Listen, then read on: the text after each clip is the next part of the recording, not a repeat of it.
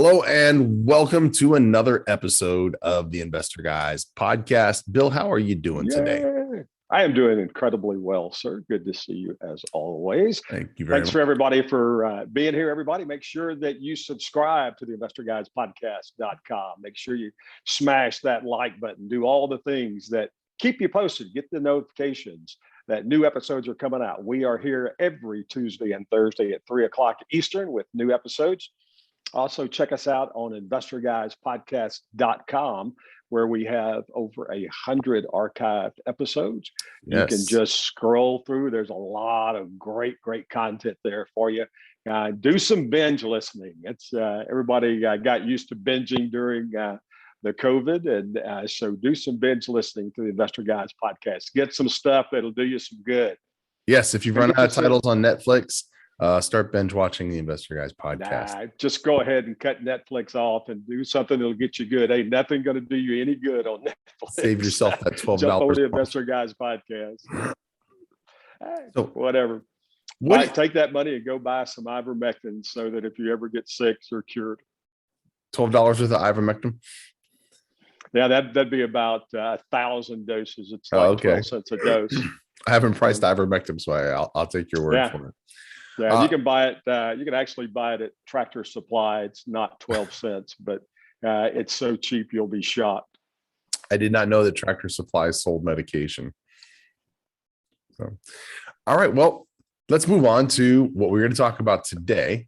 And every morning when we do this, Bill and I are like, well, so what do we want to talk about today? We actually, believe it or not, we don't have like this list of things that we're going to talk about. Every morning we're like, what do you want to talk about? Yep. Today, we decided we're going to talk about vacation properties. And bear with me if I sound stuffy and if I'm blinking a lot. My allergies are kicking up like crazy, and I've taken allergy medicine. I'm waiting for it to kick in, or I might have to take another one if it's already kicked in. But bear with me on that. One of the hot, sexy things right now, and I say sexy because I'm doing it, is vacation rentals. And I got to tell you, the two primary focuses I have right now, Bill, and we've talked about this before, the Section 8s, which we both love, and vacation properties. And one of the things that my wife and I have discussed on the vacation properties is we want to find a vacation property every place where we want to go, every place where we want to spend time. And we're going to buy at least one vacation property there so that we are able to spend time there, make money on the property when we're not there, but we'll have some place where we can go, we can spend time, and we can write it off on our taxes. Yep. So that's one thing that a lot of people miss, is that if you own a property somewhere that you love to go, every time you go, that becomes a business trip. And so a lot of people through the years, I've taken over 20 cruises, and to some people that's a lot, and to some people that's like, oh, you're an amateur. So now we need to buy a cruise ship too. Is that what you're saying? Yeah. But those are all written off. Well, how do you write off a cruise? Well, because I go look at property every time we go on a cruise. I'll take. So when you get off of a cruise ship, so this is a travel tip for you and a real estate tip at the same time. You get off a cruise ship, you just get pounded by locals trying to hawk some kind of, sell you beads or hats or whatever. But when you go, if you'll just walk past that a little bit, you'll usually see some taxis there. And then walk up and start talking to a taxi driver and just ask them, how much would you charge me to take me around the island? And in most cases, these are islands. They're a word for me anyway. What would you charge me to take me around the island for a day? And I want to see all the local spots. I want to see the historical spots, but I want to look at real estate. I may be buying something here, so I want to look at real estate. I don't have a real estate agent. I don't want to do that just yet. And typically it's $100. And that $100 is an 8-hour day. And you get the greatest tour that you're ever going to get, because all of this stuff that you're going to see, they'll take you by where the tourist trap would take you by. And if you want to stop, obviously you can, but they'll also take you to really cool stuff that the tours don't go to. And then they'll take you to where the properties are. And all of these islands have some amazing properties on them, and they have properties that are for sale. And so some of them I'll go in, some of them I'll just stop and collect the literature on so that I can refer back to it. But there's a great way to be able to write off your trip, because when I do that, my cruise now becomes a business trip. Now, we also always will have a board meeting, or sometimes two, while we're on the cruise ship. There's a way to set that up. So we have, typically we have 5 board members. I have 3 boys. All 3 of my boys are on the boards of all of the companies. And then what we will do, if depending on how many are going, we've only had a couple that all 5 of us were together. We've had many that 4 of us were there, because Trey had already gotten a job, and it sometimes was impossible for him being the oldest. So we'd go have a board meeting because we would have a quorum. Now, if I had decided to go without the boys and it was just the ex and I, then what I would do is I would hold a board meeting over the phone, and we would have a vote, and we would suspend 2 of the board members, give them a 90-day suspension. Now, typically that would be the 2 youngest. So now the board is 3 active members. If you have 3 members, how many does it take to have a quorum? 2. 2 to have a quorum. Yeah, 2. So then we would go off and we would have a board meeting. We'd go to a restaurant or bar somewhere and have a board meeting. And so we'd have board meetings and we'd look at property, and you're able to write off the entire trip there. And look, if you love real estate, you're going to love looking at real estate in other parts of the world and on these islands, if you love the Caribbean like I do. And there's just an amazing amount of things that you find once you're doing that. And it's so much fun. That's a great way to write off. I know we're up on break here. Let's take a quick break. And we'll be back in just a second. You want to be a real estate investing millionaire? Be able to buy a luxury car or maybe a nice boat? How about a bigger house in a nice neighborhood? Being a real estate millionaire is a dream come true for so many, and it was for me at one time also. But in a world of $500,000 cars, multi-million-dollar planes, and yachts, and vacation homes that cost in the tens of millions of dollars, why would I settle for just being a millionaire? I want more, and you should too. New for 2022, the Billionaire Training Academy, the only program of its type designed to create billionaires. This program is not about real estate strategies. It's about scaling real estate strategies, starting small and growing into multi-million-dollar deals and beyond. It's about the business of building a billion-dollar real estate empire, setting your business up to do and obtain business credit, funding, and more. Understanding where to go and how to obtain literally limitless funding for real estate projects, and being able to put together the types of high caliber projects that are going to show multi-million-dollar profits for your business. This program is about building your business team, business structure, structuring partnerships, and attracting more investment capital than you'll ever have projects to apply it to. This program will show you how to build a billion-dollar real estate investing empire by building the business that will drive it, power it, support it, manage it, and more. This is not an event where we're going to try and dazzle you with light shows and feel-good sing-alongs. This is an exclusive 1-week intensive program. This is Billionaire CEO Training Bootcamp. This is roll up your sleeves, get to work, and get started right away. From the moment you arrive, we'll treat you like the CEO founder of a growing billion-dollar real estate investing company that you are. Come ready to get started, and that is exactly what will happen. Read more and get signed up at the billionairetrainingacademy.com. That's billionairetrainingacademy.com. 11 months out of the year, Bill and I host real estate buyers events in cities like Cleveland, Ohio, where we ourselves invest and see great returns.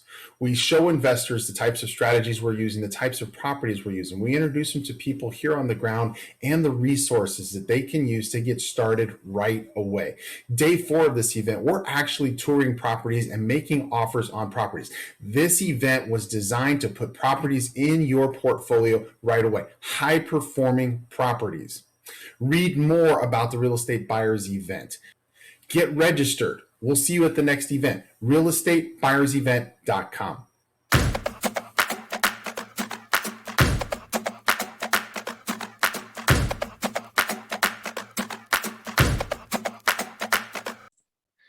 And we are back. And just before we went on break, Bill's talking about one of the ways that he deducts his cruises is he'll do a board meeting. and you can do board meetings and shareholder meetings electronically. That is one of the things that you'll put together when you're setting up your corporation, is the ability to do electronic meetings. So you could do a Zoom meeting. Modern ships have internet access, so you can do a Zoom meeting for that hour or whatever it is, record the whole thing so that you have it, put that with your minutes, and you've had a board meeting. Now, what I like to do, and Bill, when you come here, we're going to do this too, especially from Florida. I like taking a cruise to one of the islands, to the Bahamas or to Jamaica, or to one of the Caribbean islands, and staying at the resort for a week. So I'll stay at the resort for a week. While I'm there, you'll go out, you'll check out the town, you'll check out whatever's going on, check out some real estate, and then you take another cruise ship back. And typically what happens is cruise ships come, they're there for 5, 6, 7, 8 hours, and then they're gone again. So what happens is you're getting off of that ship, and everybody else who was on that ship that didn't stay there, they're leaving again. And 1 week later, I'm catching the next ship that comes by a week later, and I'm getting on that one, and I'm going back, and I'm taking somebody else's place that did the same thing that I did. They got off the boat there, and they're not going back. Yep. It's basic. It's better than an airfare. Not just the price. It's more comfortable than being crammed into an airplane for a few hours, especially in this day and age. And again, I can write the whole thing off because it is a trip to go see real estate. Yep. I have other ways that I write it off. So I actually have a travel company, and I'm able to write it off my travel company as well. But getting back to vacation rentals are not only a write-off for us, they make considerable income. I have vacation properties in Florida that are making 140, 180, 220% annual ROI. That's every single year they're making that amount of money on my cash on cash. Yes, on my down payment. And those numbers are only going to hopefully get better unless things happen, strangely with our economy and our political situation. But rents are going to go up, and as demand goes up, we're going to continue to see more demand, and the more the demand we have, the rents go up higher. Now, Bill knows this already because we've already had this conversation. I have my Airbnb and Vrbo accounts for each one of these properties set at 6 months. So every week it rolls over for another week available. Typically, we have 6 months in advance booked out so that I know in 6 months we still have tenants coming in. Another week, 6 months, tenants coming in. If something happens, okay, if I don't have a week booked, then we literally can plan our vacation. Okay, we can plan our vacation. Typically, we'll do it about a month before. If that week isn't sold, then I'll just go ahead and I'll block it, and we'll go ahead and we'll use it for ourselves. A lot of times when we go to Orlando, we just got back from Orlando. Literally, we were there this last weekend. A lot of times when we go to Orlando, we'll stay in a space, Airbnb in Orlando, and we'll just block that week every other week because we're in Orlando every other week. We'll block that spot every other weekend so that we can use it. Sometimes we'll stay in a hotel. Sometimes we'll do something different, but we'll typically block that so that we can use it ourselves. My wife and I were married in Lake Tahoe. We have a place in Lake Tahoe. We go to Lake Tahoe for our anniversary every single year. It's our place, and it's where we spend our anniversaries. It's how cool is that? And it's in Lake Tahoe. It's where we got married.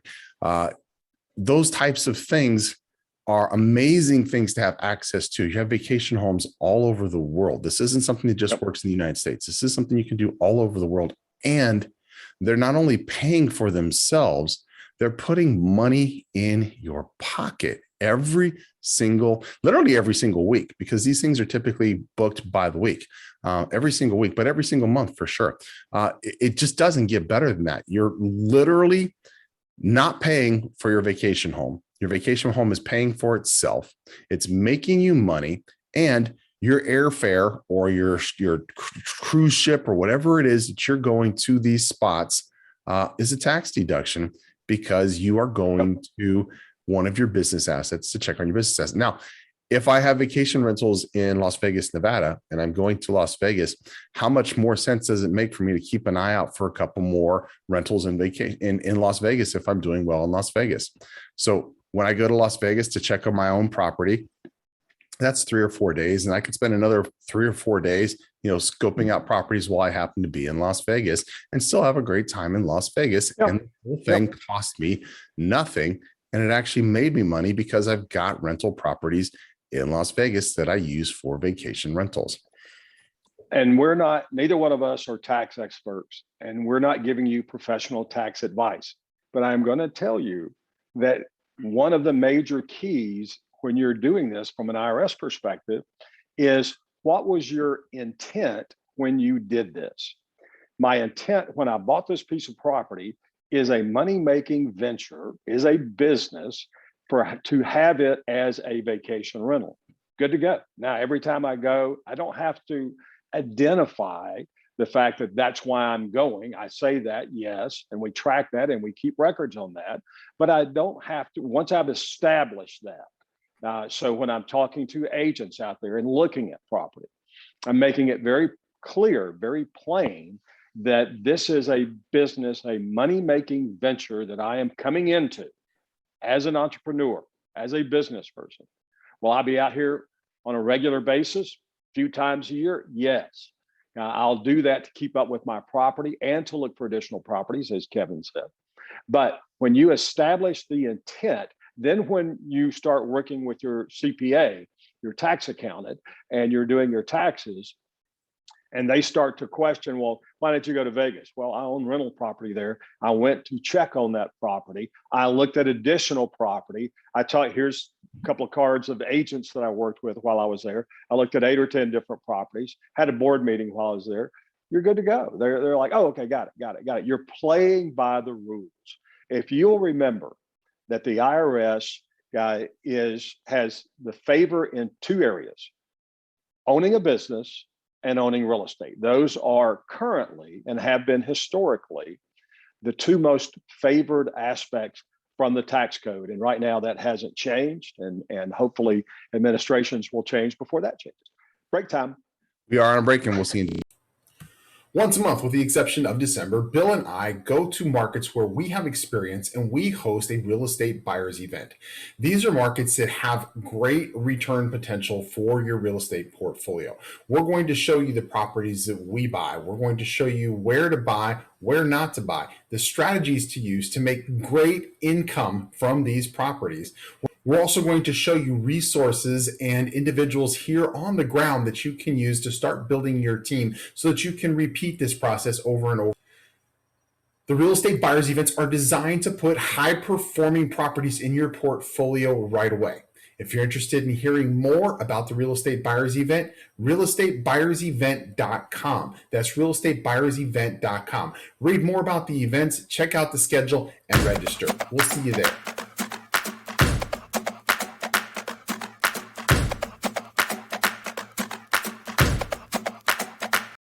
Be a real estate investing millionaire, be able to buy a luxury car or maybe a nice boat. How about a bigger house in a nice neighborhood? Being a real estate millionaire is a dream come true for so many, and it was for me at one time also. But in a world of $500,000 cars, multi-million-dollar planes, and yachts, and vacation homes that cost in the tens of millions of dollars, why would I settle for just being a millionaire? I want more, and you should too. New for 2022, the Billionaire Training Academy, the only program of its type designed to create billionaires. This program is not about real estate strategies. It's about scaling real estate strategies, starting small and growing into multi-million-dollar deals and beyond. It's about the business of building a billion-dollar real estate empire, setting your business up to do and obtain business credit, funding, and more.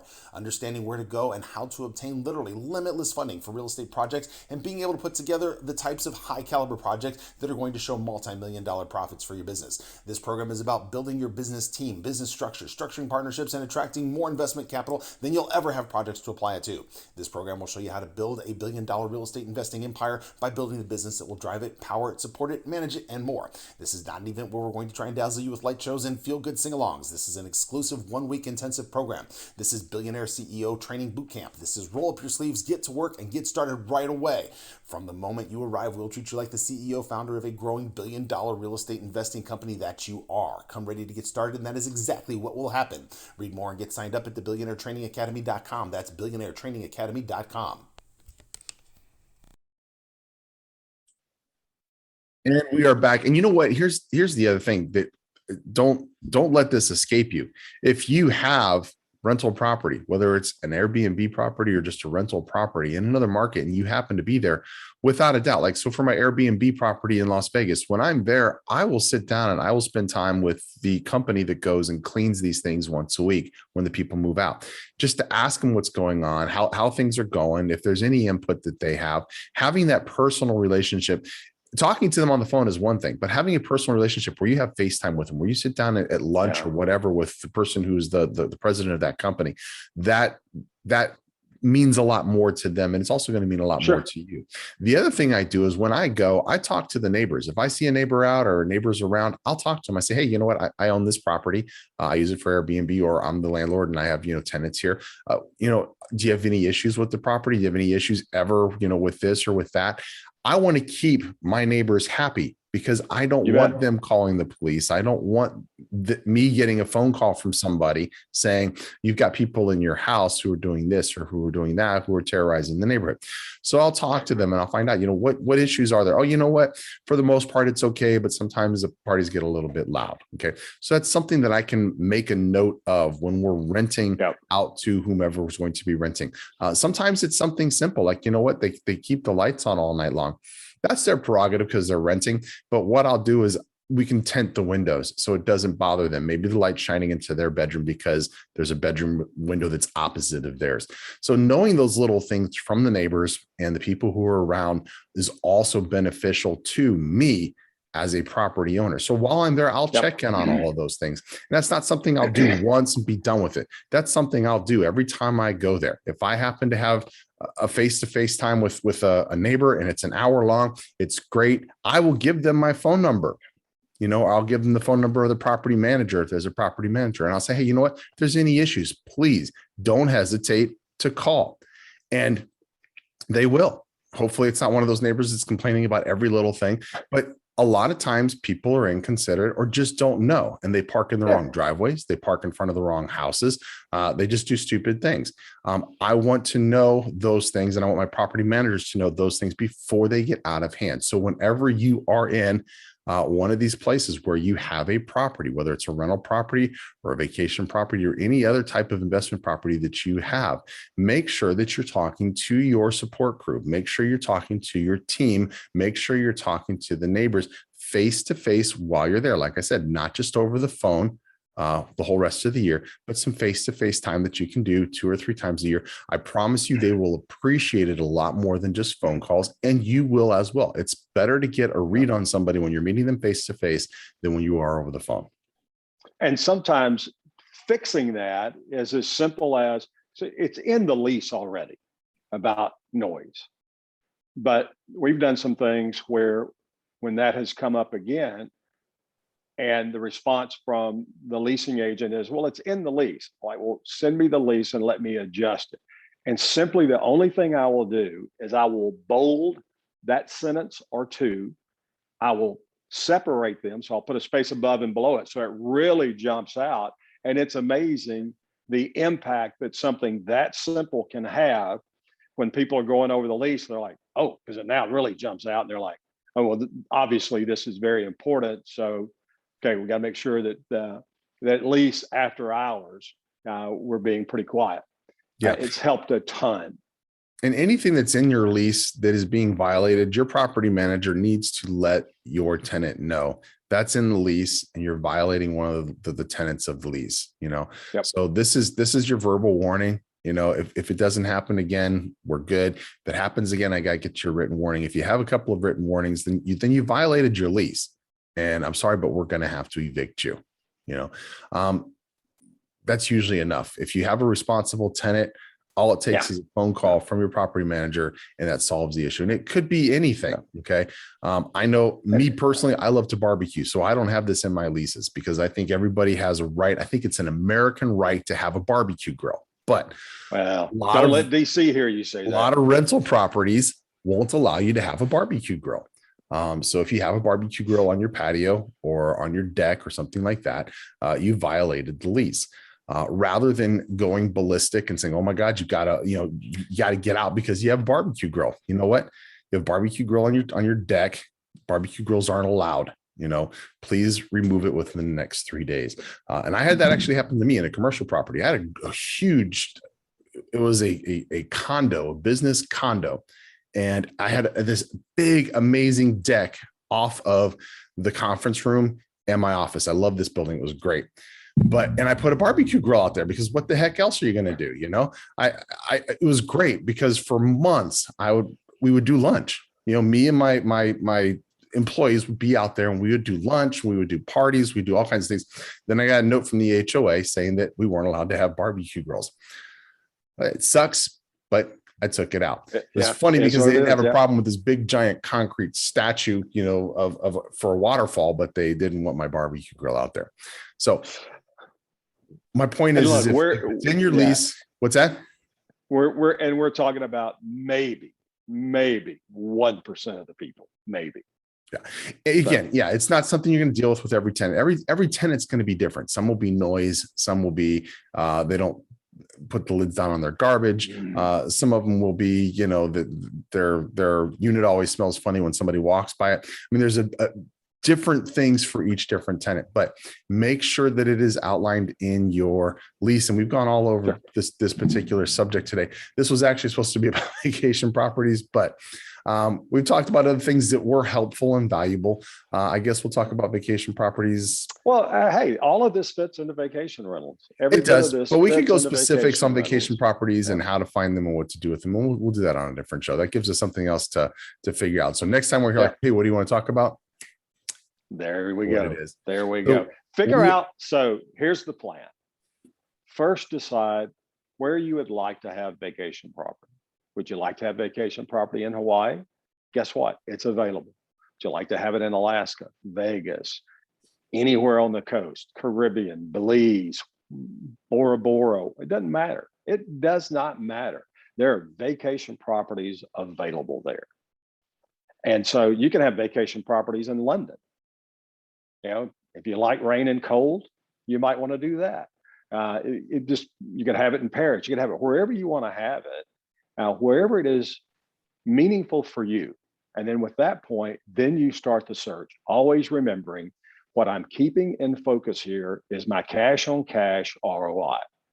And if I'm getting a great number, and remember, 40 is the absolute minimum, period. Kevin's going to say 50. I don't disagree with that. But once you understand that 40 is not hard to hit, you'll start raising that floor up and start looking at your properties, doing your numbers, and go from there. Yeah. And there are services. Now, I do it a little differently.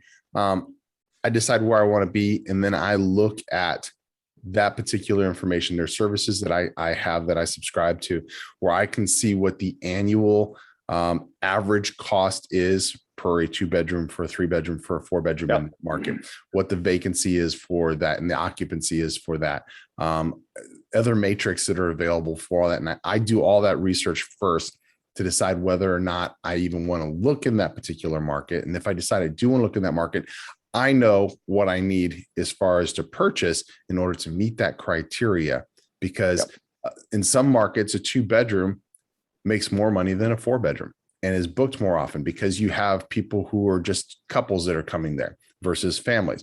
So if I have a family like in Orlando, I can book 3 bedrooms and 4 bedrooms easy all day long. If I'm in Aspen or Vail, 4 bedrooms, they don't get booked that much. The 2 bedrooms get booked more often. So understanding that information, having that information at my fingertips, and there are, like I said, there are services that give me that, allow me to know what I'm looking for. I'm not going to get a 4-bedroom in Aspen or Vail because I'm not going to make as much money as I will on a 2-bedroom, and it's going to cost me more to purchase. So understanding all that information, understanding where to find it, like I said, we'll cover all that stuff on another show. Thank you for joining us, Bill. You bet, brother. Great being here. Thanks, everybody. And we will see you guys next Tuesday. Yes.